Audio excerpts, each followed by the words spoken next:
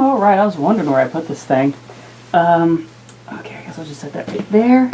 Hi everybody, and welcome to the Horror Furs Halloween special, I guess. It's kind of hard to do a Halloween special for something that is horror themed all the time. But I think I got something that kind of works here. We're going to be talking about some classic Universal Studios monsters in this episode. Because to me, maybe it's a nostalgic thing, I don't know, but I just really connect the Universal monsters to the Halloween season. It just feels like they just connect. I grew up watching these movies when I was very young.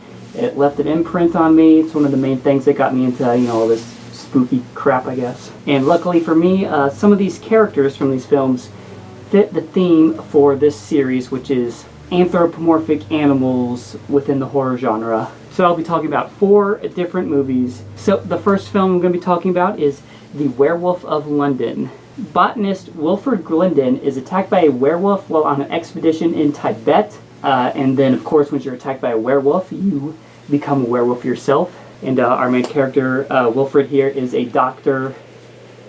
That's what a botanist is. Basically, he does end up finding that there is a flower that he's working with that is like the antidote to being a werewolf, but it's a temporary antidote. This is a very glossed over plot summary that I'm trying to give right here. Oh god. Anyway, this is a pretty decent werewolf movie if you like the kind of classic gothic horror type movies or mad scientist movies. It has a bit of a mad scientist feel, less supernaturally feeling, and I think the reason for that is because it was originally meant to be a Dr. Jekyll and Mr. Hyde film, which would have been interesting because Universal never made a proper Jekyll and Hyde movie.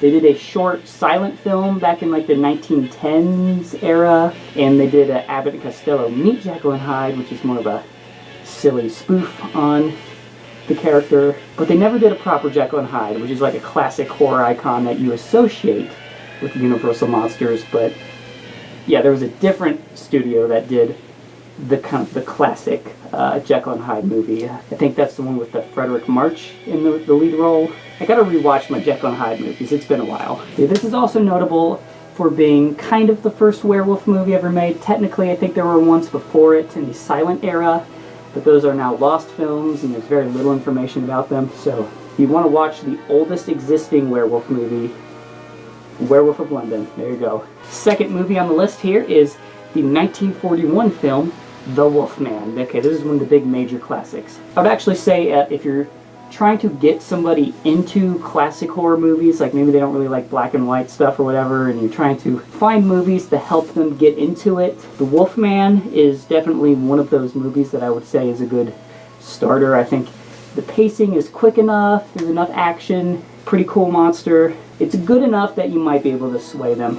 But in The Wolfman, we have our lead character, Larry Talbot, played by Lon Chaney Jr., who is coming to England because I've seen this movie a million times and I'm trying to remember the details. I think it was his brother died. Somebody in the family died, so he's coming back from the States over to England to kind of be with his family, yada yada yada. So anyway, he ends up getting attacked by a werewolf while he's at this gypsy festival, and the werewolf is actually played by Bela Lugosi, who plays Count Dracula in the Universal Dracula movies, so that's cool. So once Larry is attacked by the werewolf, he is then inflicted with the curse of the werewolf. He is now a wolfman or a werewolf or whatever you want to call it. A curse that'll last throughout the course of 5 freaking movies. But there are some interesting details, like I don't think you ever see a full moon in the movie.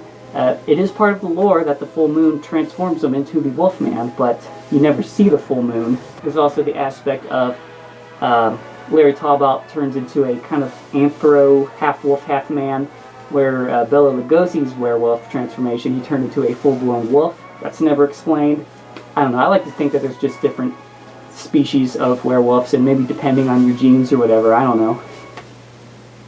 So that's my 2 bits on that. You also don't get a silver bullet. Everybody, always says silver bullet is how you kill a werewolf. Or at least when I was growing up, that's how you did it.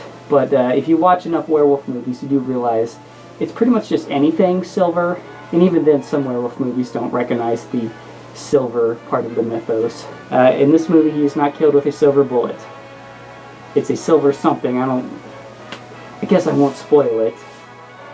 case you haven't seen a movie from 1941. I don't actually, maybe you haven't because people don't watch black and white movies, I don't know.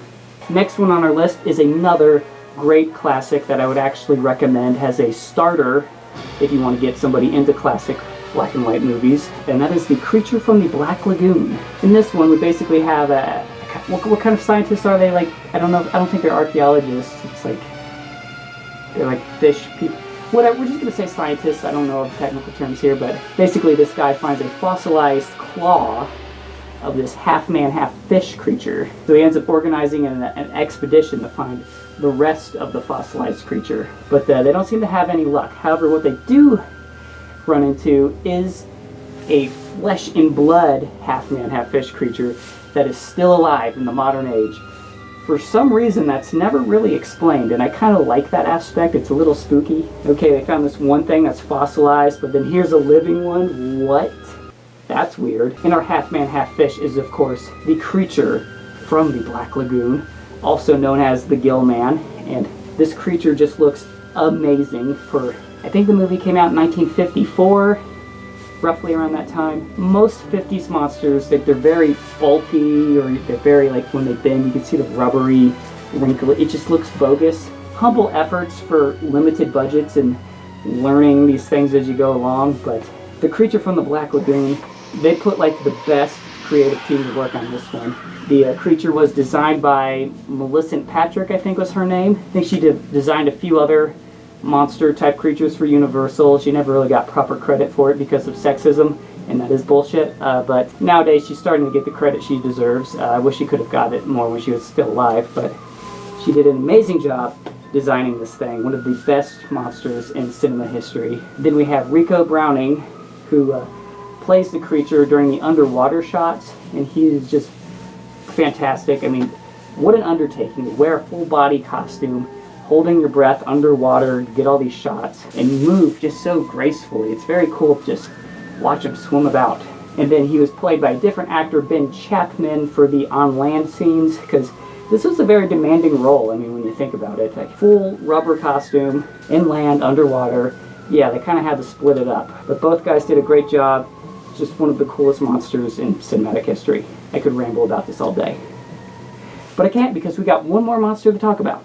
I'll be honest with you guys, it's been a while since I've seen the Mole People. So my brief summary is going to be kind of a bit jankier than the already janky summaries I've been doing for some of these. But I think I remember it well enough. Basically, we got these people, I think they're like mountain climbers. They're doing some sort of expedition somewhere. I think it might be in the Himalayas. I can't remember. Somehow there's like a collapse and they go underground, and there's like this underground civilization that they find. Within the underground civilization, they have these mole people that they are using as slaves.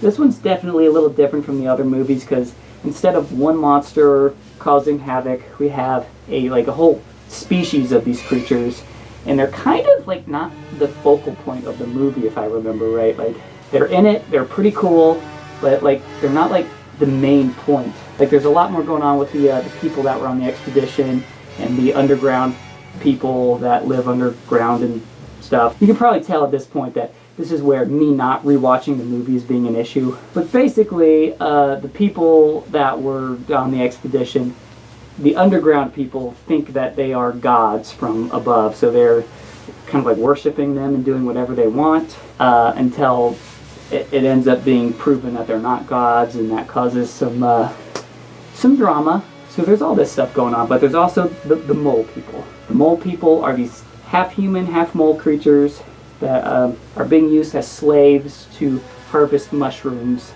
That's the main food source. And I feel like the movie is trying to comment on the ideas of slavery and how awful it is, which in the 50s I would say is pretty progressive. I feel like the movie did have good intentions with commenting on this. Like, they don't just treat the mole people like savage monsters. There's a scene where one of the mole people is trying to sneak a mushroom to eat, because these things are abused, basically. So he's trying to sneak a mushroom to eat, and then one of the other underground people starts whipping him for that. So then one of the guys that is a god, he takes the whip from the dude, and he starts whipping him with it, like, hey, how do you like it? It's a very satisfying scene, really.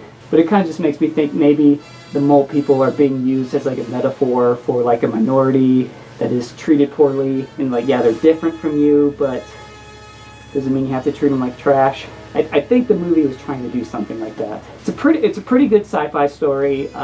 It's more sci-fi, less horror, but still has some horror elements into it. If you like these just kind of 50s monster stuff, you definitely gotta watch it. I feel like if I say too much more, I'll start giving away spoilers. Plus, my brain is just not really remembering enough about the movie at the moment. So I think that'd be good enough for now. I just kind of wanted to briefly talk about some of these Universal monsters for Halloween.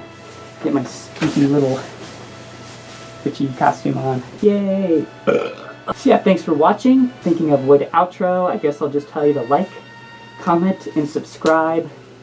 And if you don't, you will be mutilated by mole people in the middle of the night. LOL, I guess.